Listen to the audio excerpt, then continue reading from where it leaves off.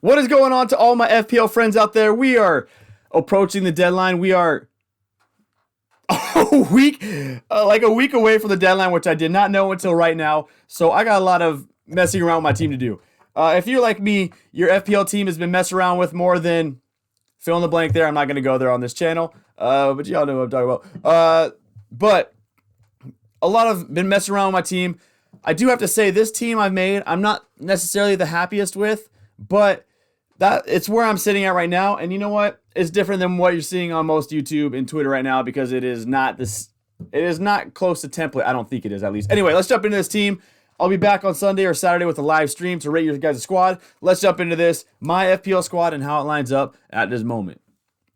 All right, so as you can see here, I don't have too much time for editing, so I'm just gonna react with what I see here on the page. So I'm going with the 4-4-2. Now, I do want to state also that I have 1.5 million in the bank. And I feel like as I go through this video, I'm going to hear a lot of, you should switch, as you can see here, Van Dijk to Robbo. You should switch Diaz to Cancelo. I'll talk about that in a minute. But I do have 1.5 million in the bank. It's going to allow me a lot of flexibility moving forward. And that's why I like it. I've never had that much cash in my bank, probably ever in my FPL history, whether it was week 1 or week 31. But this is where I'm at right now. So I got a 4-4-2. I got Zinchenko in back. Now, this is a bit tricky for me because I am thinking about going Gabriel. He seems to be just absolutely nailed on and a really good option.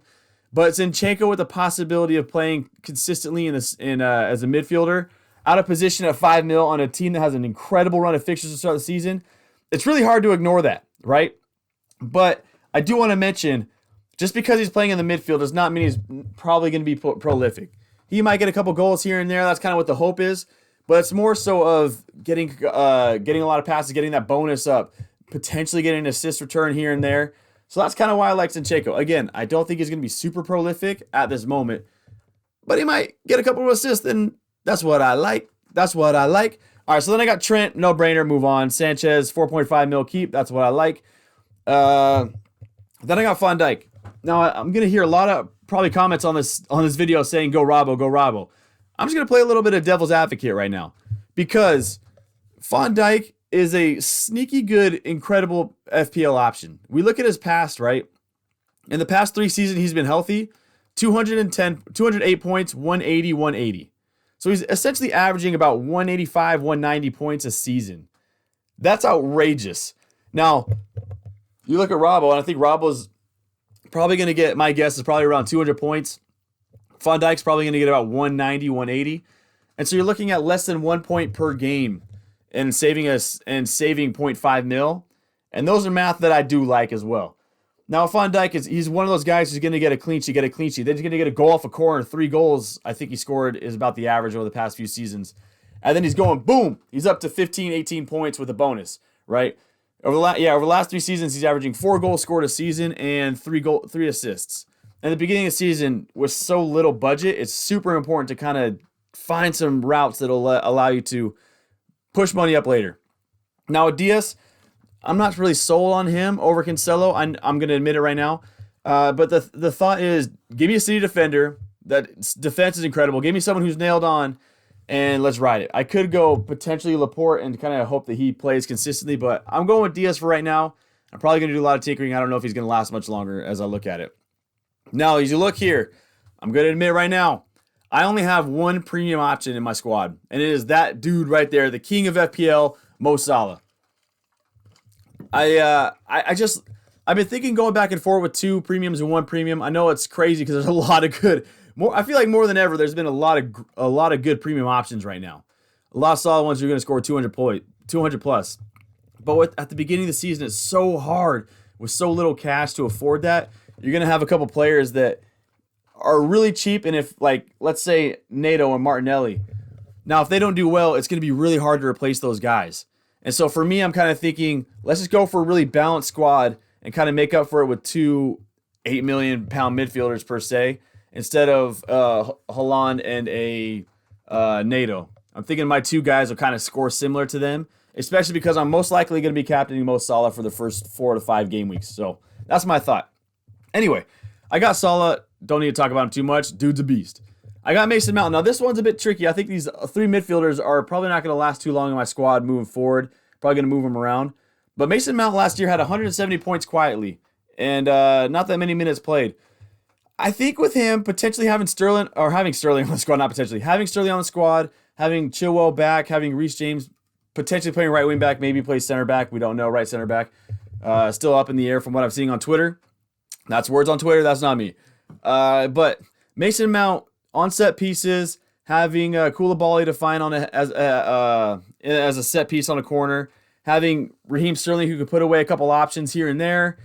I like Mason Mount, especially with the fixtures. You look at his fixtures, he's got straight cash for the first, I don't know. I know FDR isn't the best, but he has one tough game on FDR in the first 18 game weeks. 18 game weeks. That's outrageous. One red FDR difficulty. But he does have a couple tough matches. I'd probably put myself as red. But I like Mount a lot. Now I got Sancho and Madison too. So let's start with Sancho. Sancho's looked really good this preseason, 7.5 mil. And the thing with Sancho is, at such a young age that he's at, going into a brand new league, a brand new team with a new system, new teammates. Maybe last year he was just kind of trying to figure things out. Maybe now that they got a new manager, the culture's kind of shifting, and he's going to become a really solid option going forward. We saw what he's capable of doing in the Bundesliga.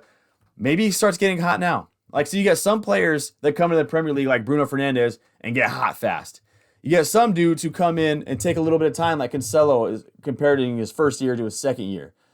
So maybe Sancho's just a guy who's kind of just trying to figure things out and find his style of play in this system, and maybe this is the season he catches fuego. Then I got Madison. Madison is a dude. He is a beast. I know there were talks earlier about him going to Tottenham. I'm not sure on those, but last season he scored 180 points and not that many minutes played. He's been a guy who kind of gets hurt from time to time, and that's kind of his biggest knock that I have on him. But my other big knock I have is he has Arsenal in game week 2, Chelsea in game week 4. And so 2 out of his first 4 game weeks are pretty tough.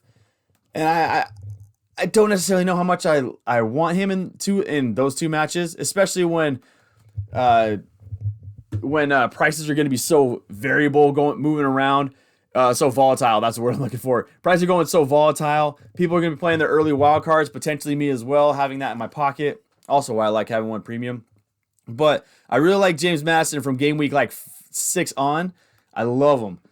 But it's kind of me just hoping he does really well in that first Brentford match and people just kind of jump on him and his price rises. I get a couple cheeky price rise out of it. And hopefully I get a solid differential from him. I know up top, I got Jesus and I got Watkins. Jesus, no-brainer. Everyone knows about it. He's like 65% selected. Let's see how much he's actually selected. 65% selected. Incredible run of fixtures. Dude's playing up top for Arsenal. There's a reason why he's 65% selected. And he's cheap. Then you have Ollie Watkins. Now, a lot of people are going to probably be bagging on Ollie Watkins here a bit on my team, and go for it. Run it.